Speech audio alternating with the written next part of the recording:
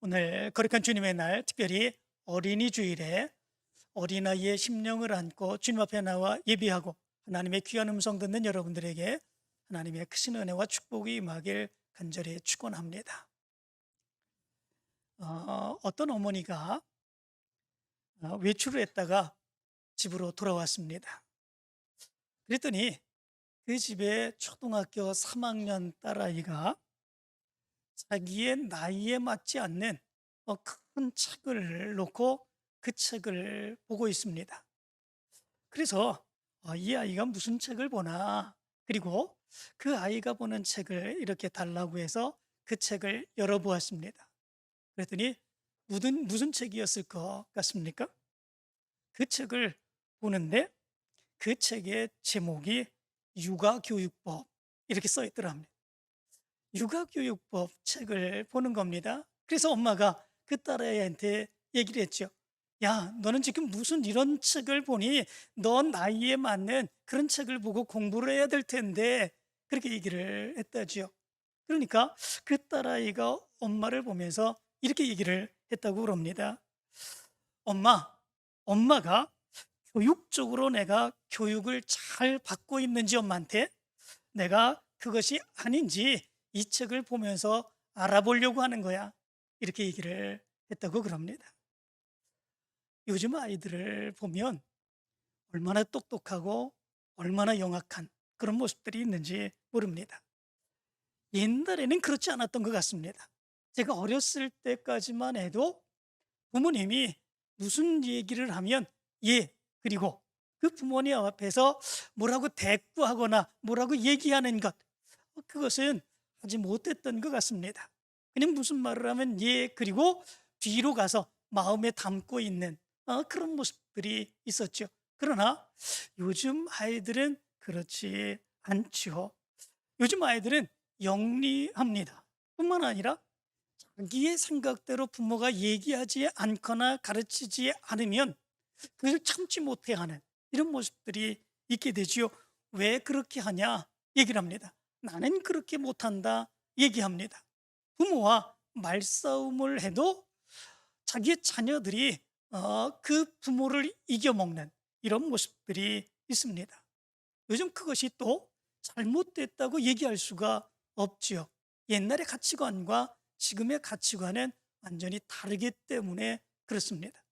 옛날에 우리가 살아왔던 그런 가치관대로 지금도 똑같이 하게 된다면 그거는 받아들이지 못하지요. 요즘 젊은 아이들이 어른들을 보면서 얘기하는 얘기가 있죠. 뭐라고 얘기합니까? 꼰대라고 얘기하지 않습니까?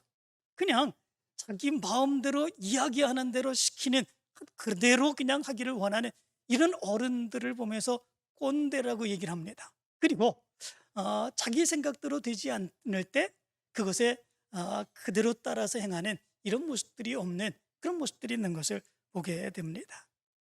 이런 어린 자녀들, 또 우리 학생들, 우리 젊은이들, 이들에게 우리 믿음의 사람들은 어떻게 그들에게 말씀을 전할까? 어떻게 저들을 양육할까? 어떻게 해야 저들은 바른 교육을 행해서 하나님의 귀한 사역을 감당하는 믿음의 일꾼 될까?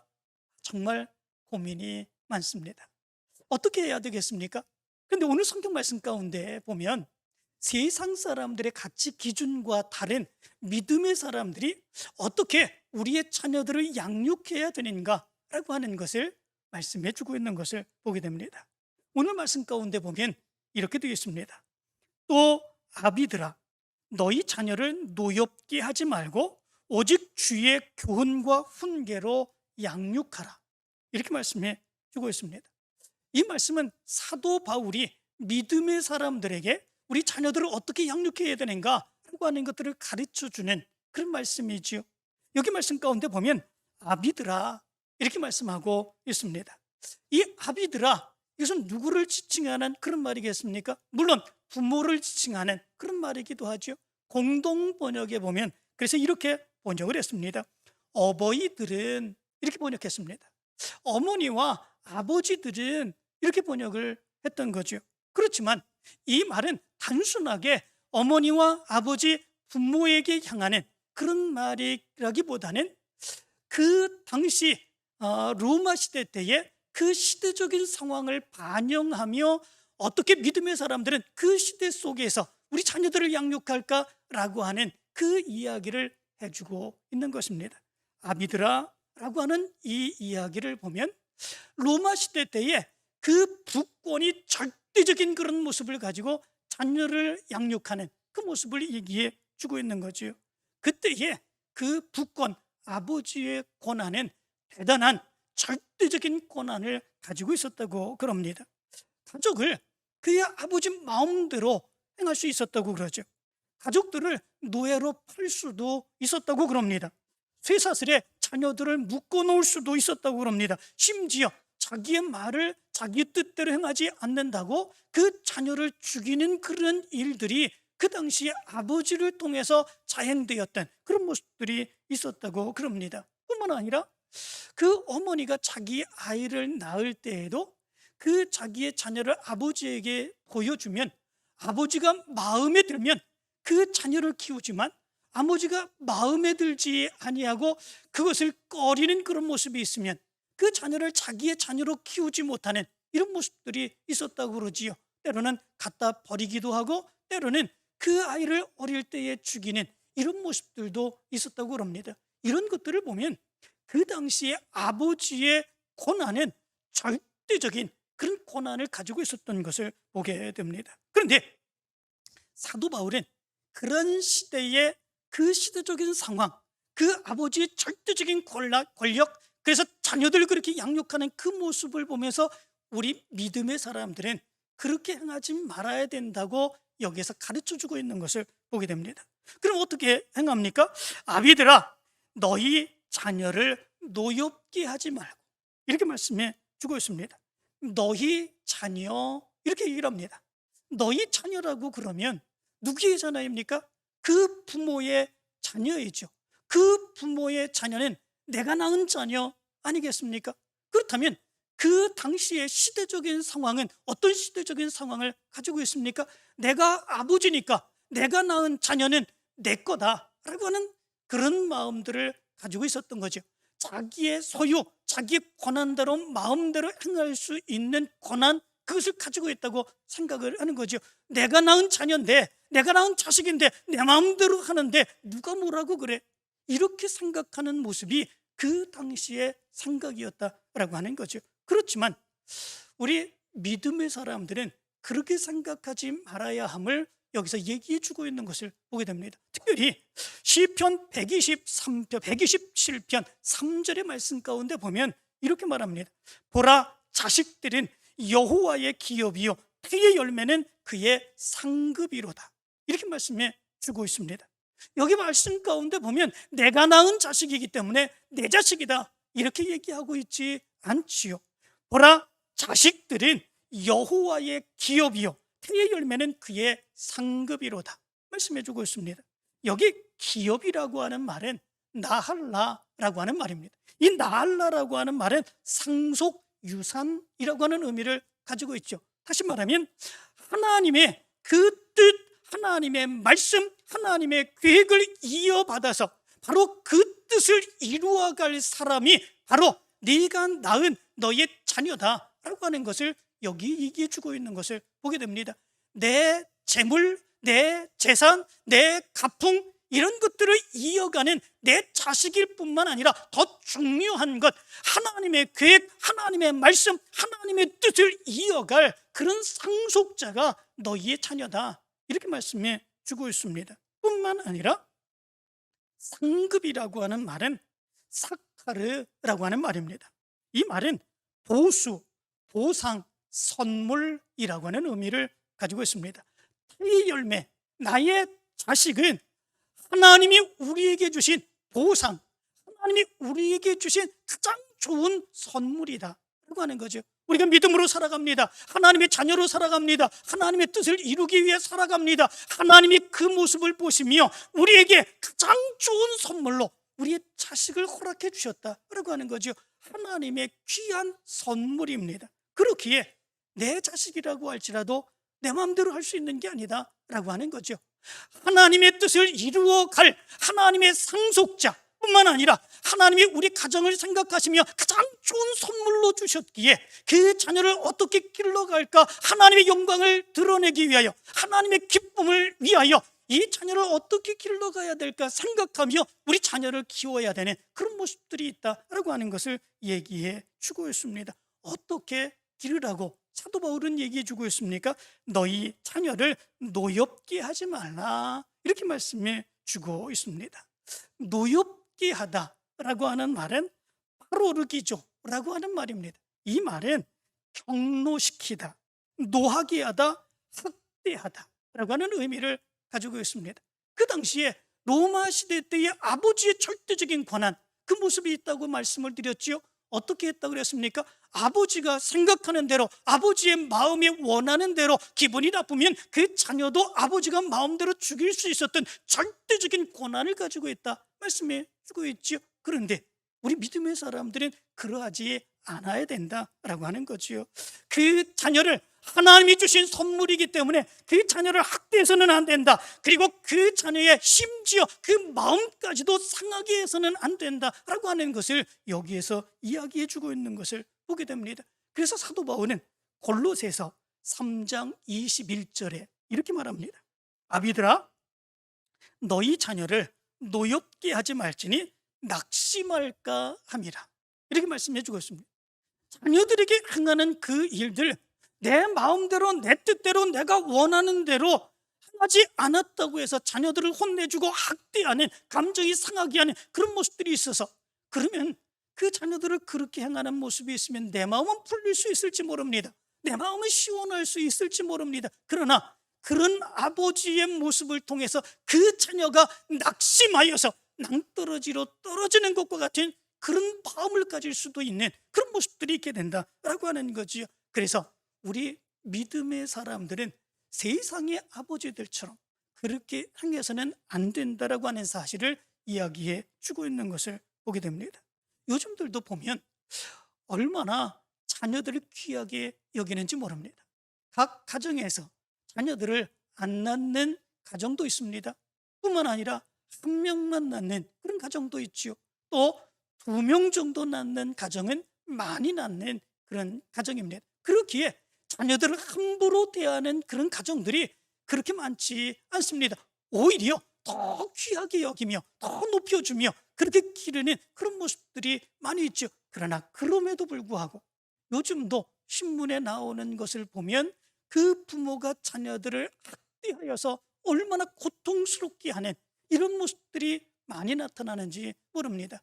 매를 대는 것, 그런 정도는 약과이지요. 심지어 몽둥이로 때리고 가두어 두고 먹을 것을 제대로 두지 않고 심지어는 다리미로, 그 어린 연약한 아이의 피부에 다리미로 대서 그것을 몸에 화상을 입게 하는, 바로 이런 가학적인 그런 행동을 행하는 부모들도 많이 있는 것을 보게 됩니다. 세상의 부모들은 그렇게 해도 내 자녀니까 그렇게 생각을 하고 그런 것들이 당연한 것이고 내 권한인 것처럼 그렇게 생각한다라고 하는 거죠. 그러나 우리 믿음의 사람들은 그래서는 안 된다라고 하는 거지요.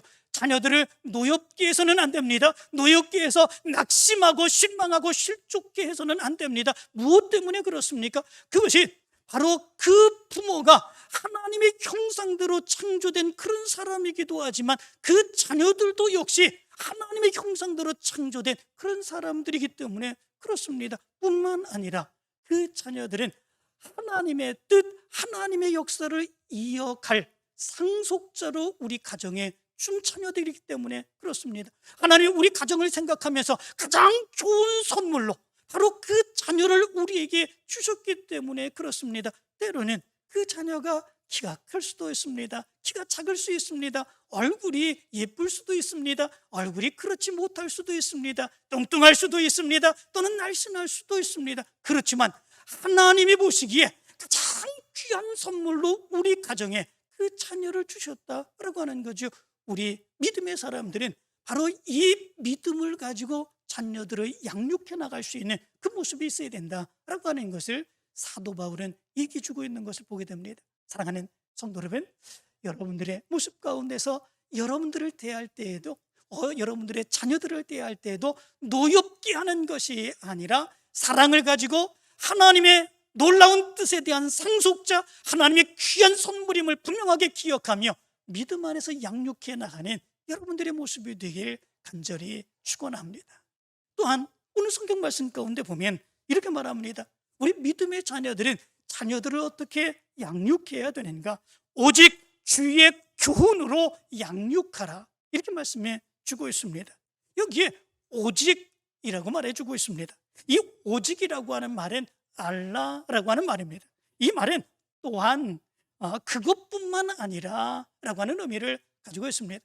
자녀들을 학대하고 괴롭게 하고 마음 상하게 하고 낙심하고 그렇게 하는 것, 그것만이 아니라 또 믿음으로 양육해야 되는 그런 모습들이 있다라고 하는 거죠. 그것이 무엇이겠습니까? 오직 주의 교훈으로 양육하라, 이렇게 말씀해 주고 있습니다.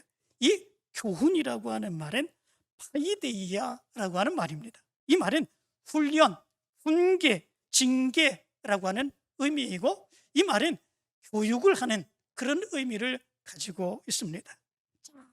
자녀들이 잘못된 길로 나가지 않도록 잘 훈련하고 잘 가르쳐야 된다라고 하는 의미를 가지고 있습니다. 자녀들이 잘못된 길로 나가지 않도록 자녀들에게 어떻게 하면 어떤 많은 교육을 시킬 수 있겠습니까? 세상에 많은 부모들을 보면 자기 자녀들에게 수없이 많은 좋은 교육을 시키기를 원합니다. 이런 교육, 저런 교육, 수많은 교육을 시키며 자녀들이 잘 되기를 원하는 그런 모습들이 있습니다. 그런데 오늘 여기 사도 바울은 얘기하기를 세상에 그런 많은 교육들, 그것보다도 더 우선적으로 믿음의 사람들이 그 자녀들에게 교육시켜야 되는 것, 그것이 주의 교훈이다, 이렇게 말씀해 주고 있습니다.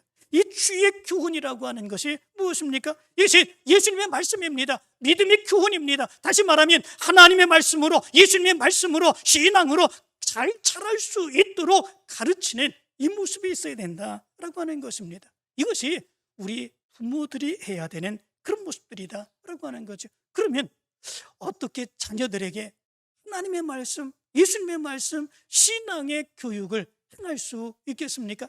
나는 잘 몰라요. 나는 성경에 대해서 잘 모르고, 그리고 성경 말씀에 대해서 우리 자녀들에게 잘 가르칠 수 있지도 않습니다. 그런데 어떻게 그렇게 잘 가르칠 수 있겠습니까? 얘기하는 분들도 있습니다. 그러나 할 수 있습니다. 어떻게 해야 되겠습니까? 내가 믿음으로 살아가는 그 모습을 자녀들에게 보이는 겁니다.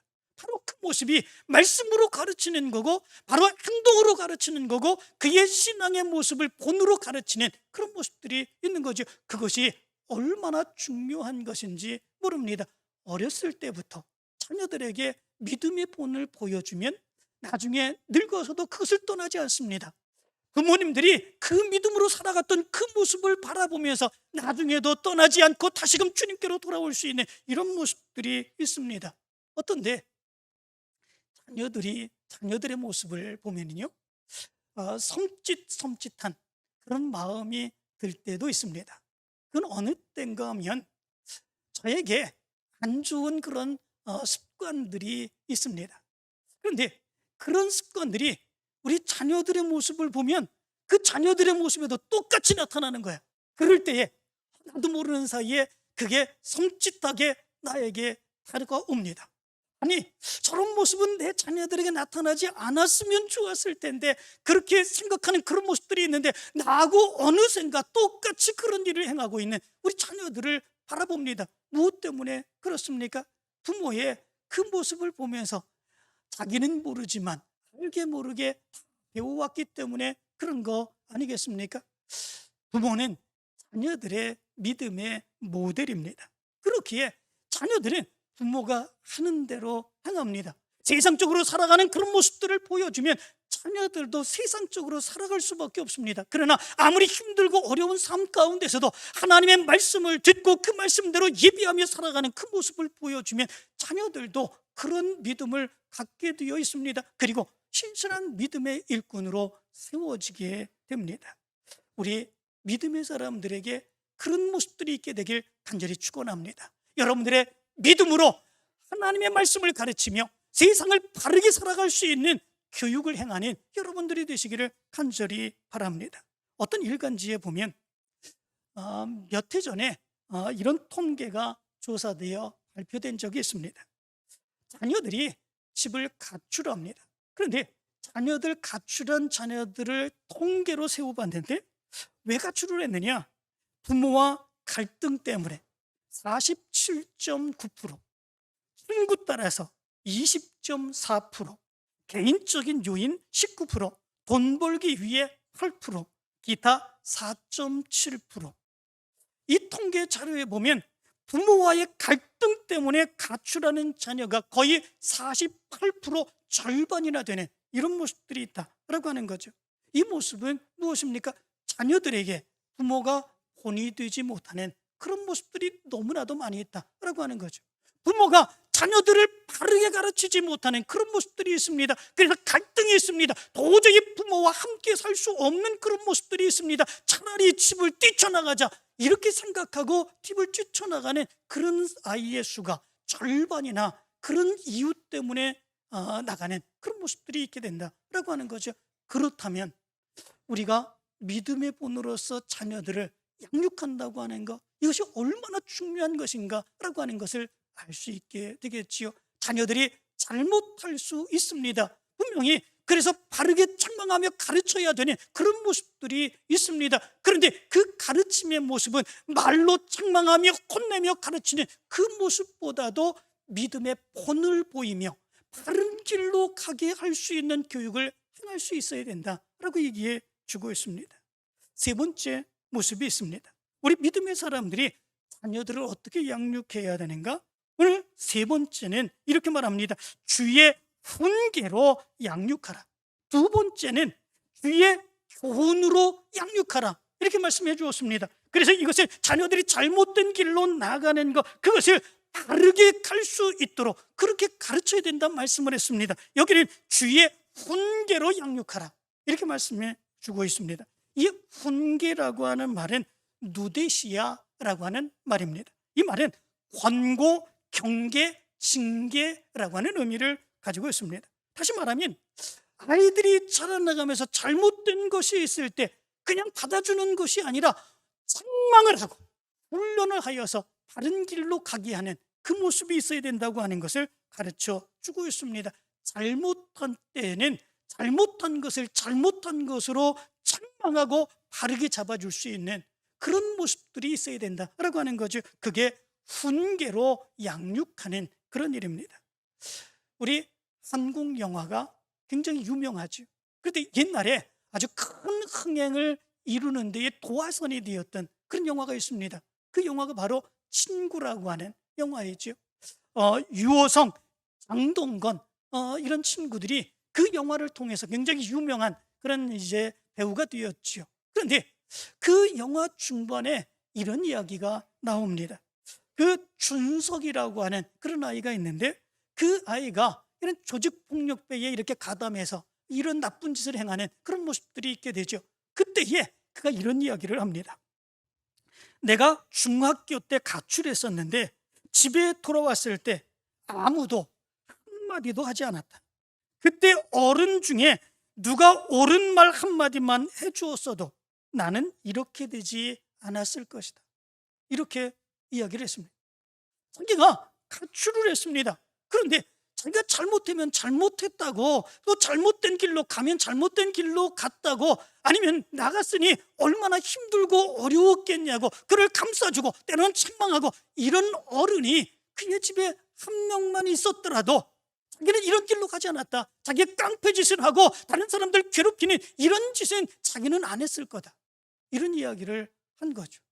실제로 자녀들의 모습 가운데 그런 경우들이 얼마나 많이 있는지 모릅니다. 자녀들을 사랑한다고 하는 그것 때문에 자녀들에게 아무런 이야기도 하지 않습니다. 네가 하고 싶은 대로 해, 네가 하고 싶은 대로 다 해, 이렇게 얘기하는 그런 모습들, 그리고 부모가 그것을 지켜보는 그런 모습들이 있습니다. 그런데 그것이 정말 그 자녀를 위한 것인가? 그렇지 않다라고 하는 것이죠. 성경 말씀 가운데 보면 그렇게 자녀를 양육한 그런 사람이 있습니다. 믿음의 사람 중에 가장 뛰어난, 하나님의 인정받은 그런 사람이 있었죠. 그 사람이 누구입니까? 다윗입니다. 사도행전 13장 22절의 말씀 가운데 보면 이렇게 말합니다. 내가 이새의 아들 다윗을 만나니 내 마음에 맞는 사람이라 내 뜻을 다 이루리라. 이렇게 말씀합니다. 하나님의 마음에 꼭 맞는 사람이 다윗이었습니다. 그 정도로 다윗은 믿음 생활에 열심히 그런 모습들이 있었습니다. 하나님이 인정하는 그런 사람이었습니다. 그런데 그에게 약한 단점이 하나 있었지요. 그것은 뭐냐면 바로 하나님이 주신 자녀들, 그 자녀들을 제대로 가르치지 못한 그런 모습들이 있었습니다. 그의 큰아들이 암논이죠. 그 암논이 그의 이복 여동생 다말을 연모하여서 겁탈을 행하게 되는 그런 모습들이 있게 되죠. 그리고 겁탈을 행하고 난 뒤에 그 다말을 완전하게 내버리는 이런 모습들이 있게 됩니다. 다말이 엄청난 큰 상처를 받게 되는 그런 모습들이 있게 되죠. 그것을 다윗이 알고도 아무런 얘기도 하지 않습니다. 자기 이복 누이에게 그렇게 행했는데 그 자녀를 책망하거나 벌을 주는 그런 이야기를 하지도 않습니다. 그 다말에게는 친오빠가 있었죠. 그 친오빠가 누구냐면 압살롬입니다. 압살롬이 다윗이 그렇게 행하여 암논에게 아무런 처벌도 행하지 않는 그런 모습을 가지고 마음속에 원한을 품게 되죠. 원수를 이제 갚겠다고 생각하게 되죠. 2년 뒤에 결국은 이 압살롬은 암논을 죽이고 해외로 도망하게 됩니다. 해외로 도망했을 때에 다윗은 또 어떻게 했을까? 사람을 보내서 너 그렇게 하면 안 된다. 어떻게 형제끼리 그렇게 할 수 있느냐? 책망하고 너 거기서 좀 있다가 반성하고 돌아와라. 이렇게 얘기해 줄 수 있어야 되는 건데 다윗은 전혀 그렇게 행하지 않습니다. 오히려 다윗이 해외로 나가서 밖으로 나가서 고생을 한다고 그것을 생각하면서 눈물을 흘리며 통곡하는 이런 모습들이 있습니다. 그의 군대 장관 요압이 다윗이 그렇게 행하는 모습을 보면서 가서 압살롬을 데려오지 않습니까? 그래도 그 압살롬에게 책망 한 번 하지 않는 그런 모습들이 있게 됩니다. 아무런 말도 행하지 않는 그런 모습들이 있게 되죠. 그 후로 8년이 지났습니다. 어떻게 합니까? 압살롬이 그 아버지에게 반역을 행해서 아버지의 왕권을 탈취하려고 아버지를 성에서 쫓아내고 그를 죽이려고 쫓아오는 이런 모습들이 있게 되죠. 결국은 아버지를 죽이려고 쫓아가다가 결국은 죽임을 당하게 되는 이런 모습들이 있게 됩니다. 믿음으로 산다고 하면서도 자녀 교육에 대해서는 아무 말도 행하지 않고 알아서 하도록, 그런 것이 사랑인 것처럼 그렇게 행했던 다윗, 그러나 그것으로 인하여 결국은 사랑하는 아들들도 잃고 큰 상처를 받게 되는 이런 모습들이 있었던 것을 보게 됩니다. 무조건 사랑하는 것만이 자녀가 잘 되게 하는 것이 아니지요. 책망하고 징계하고 훈계하여서 그 자녀를 바르게 가게 할 수 있는 모습이 우리 믿음의 사람들에게 있어야 된다라고 하는 것입니다. 그래서 잠언서 22장 6절은 이렇게 말합니다. 마땅히 행할 길을 아이에게 가르치라. 그리하면 늙어도 그것을 떠나지 아니하리라. 이렇게 말씀해 주고 있습니다. 사랑하는 성도 여러분, 세상 사람들의 가치관과 우리 믿음의 사람들의 가치관은 다릅니다. 세상의 사람들은 자기가 낳았기에 자기 소유처럼 생각합니다. 자기가 마음대로 이야기해서 자기 뜻대로 자녀들을 이끌어갈 수 있다고 생각을 합니다. 그러나 우리 믿음의 사람들은 그런 것이 아닙니다.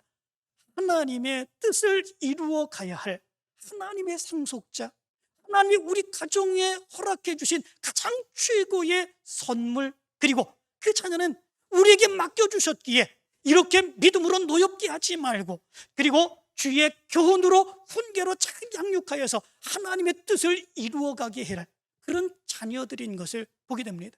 이 믿음을 가지고 우리 자녀들을 길러가야 됩니다. 그리고 양육하며 하나님의 뜻을 이루어가야 될 줄로 믿습니다.